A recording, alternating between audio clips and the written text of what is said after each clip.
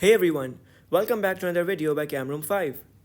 In today's video, we're going to be talking about the role of concentration on the reduction potential and the E cell value. So we're going to be talking about a connection, a correlation between the role of concentration and reduction potential and the E cell. And then with beginning this topic, I want you to imagine a complete electrochemical cell with a copper half cell on one side with a copper electrode being dipped into the copper 2-sulfate solution. And on the other side, let's suppose I have hydrogen gas being inserted at a 101 kilopascals into 1.0 mole per dm cube hydrogen ion concentration solution. That's going to give me the standard hydrogen electrode on the other side. So I have copper half cell on one side and I've got hydrogen, or you can say standard hydrogen electrode, on the other side. Now that's a very standard kind of electrochemical cell.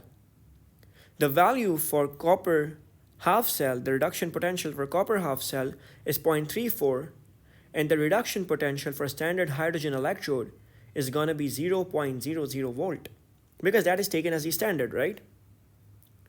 And now another aspect of standard is that all the ions are in a concentration of 1 mole per dm cube.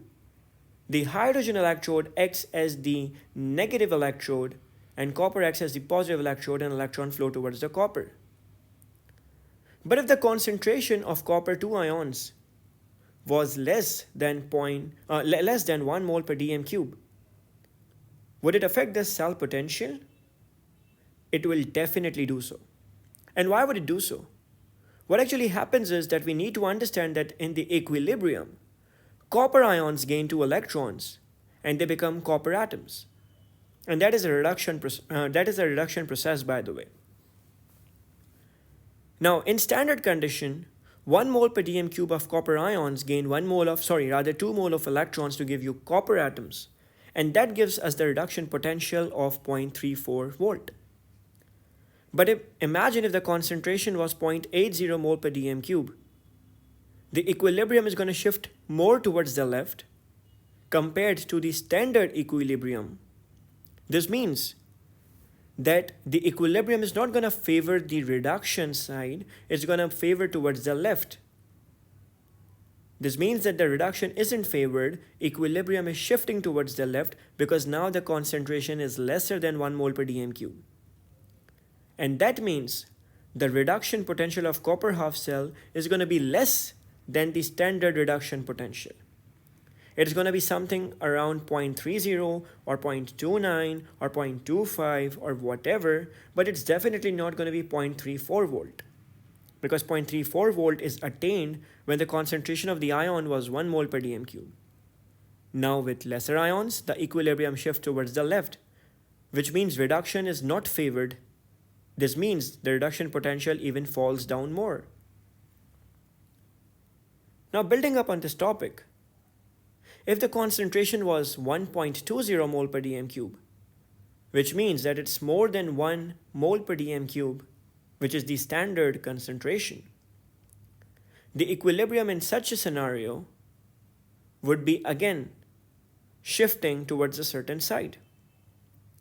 With more concentration than 1 mole per dm cube, the copper ions are more than 1, and that is why the equilibrium is going to shift more towards the right.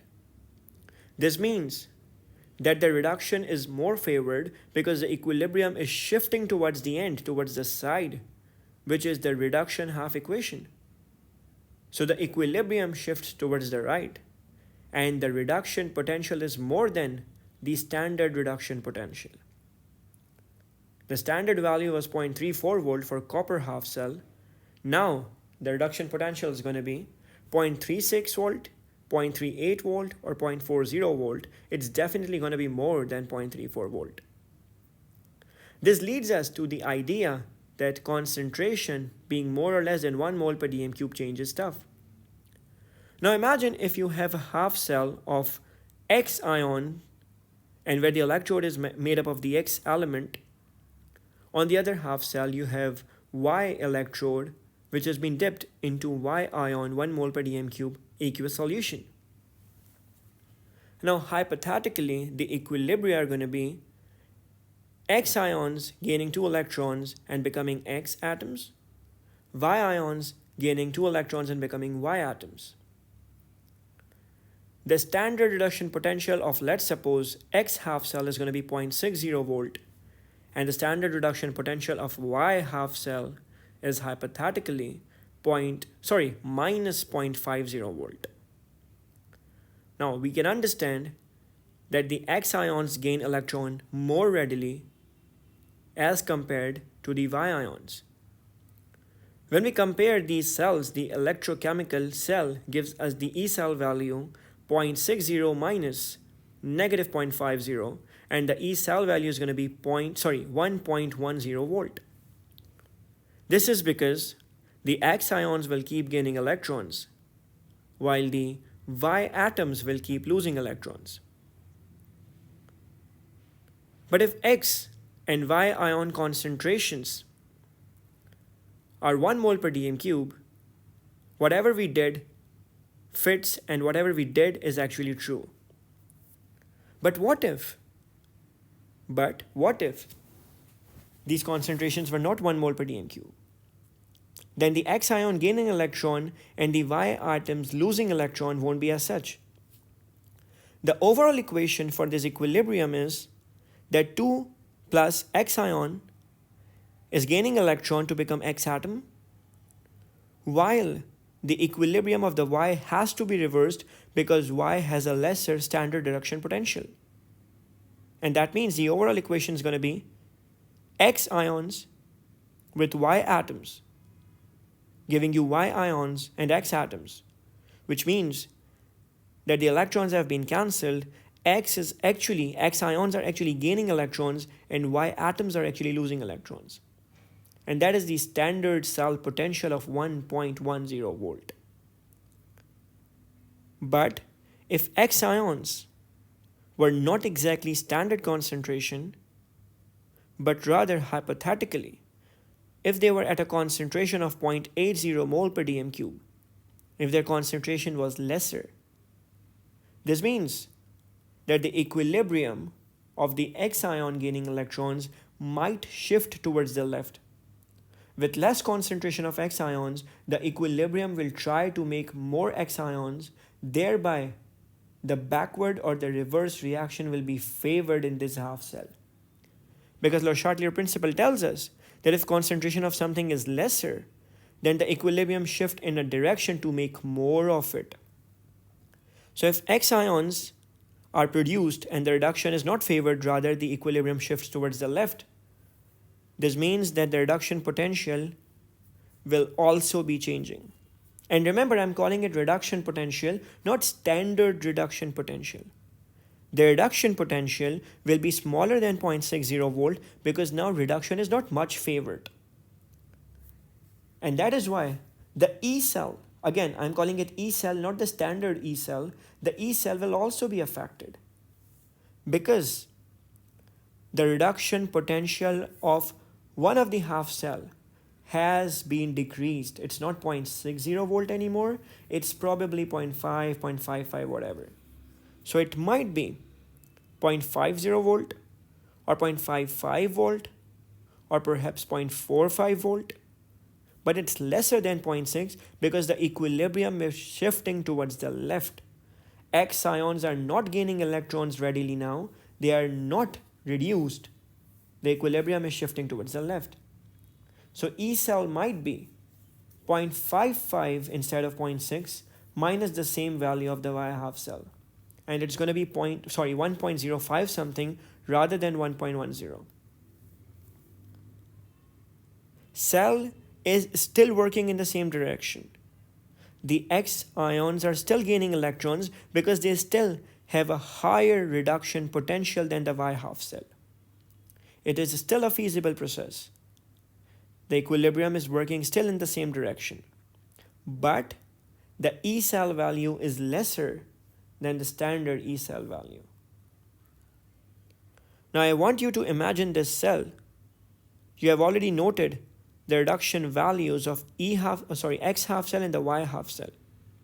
When the concentrations were 1 mole per dm cube for both the ions, the E cell was 1.10. But imagine if the concentration of X ions was less than 1, but the Y ions were same. Or perhaps if the Y ion concentration was less than 1, what would be happening? Or imagine if the concentration of both the ions are different and they are both not 1 mole per dm cube. What would be the E cell value?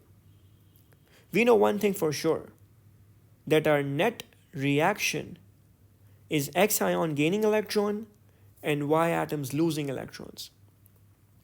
If the concentration of X ions is lesser, it means the equilibrium will shift towards the left. And as a result, the reduction potential value will not be 0.6, it's going to be less than 0.6. And as a result, when you put it in E cell equation, it's not going to be 0.6, it's going to be 0.5 or 0.55 or 0.45, something like that. So your E cell value, not the standard E cell value, is also not going to be 1.1, it's going to be lesser. Similarly, if the concentration of Y ions is lesser, this means that equilibrium will shift towards the left in the Y half cell, and the E reduction value is not going to be minus 0.5, it's going to be even smaller. So as a result, instead of minus 0.5, it might be minus 0.6, something like that. Minus 0.6, minus 0.7, whatever. And when you put a highly negative value in the E cell equation, which is written in the center, you might get a bigger answer like 1.20 or 1.15 or 1.30. If the concentration of both the ions is different, and I want the exact answer rather than an estimation, then there is going to be a messed up calculation. And in order to avoid that, we go for something known as the equation called the Nernst equation. The Nernst equation involves calculating the E cell value when the concentration of the ions is less or more than 1 mole per dm cube, and you want the exact value of the E cell. I hope this idea is clear for us. In the next video, we'll do some past papers. Stay tuned, guys. Thanks.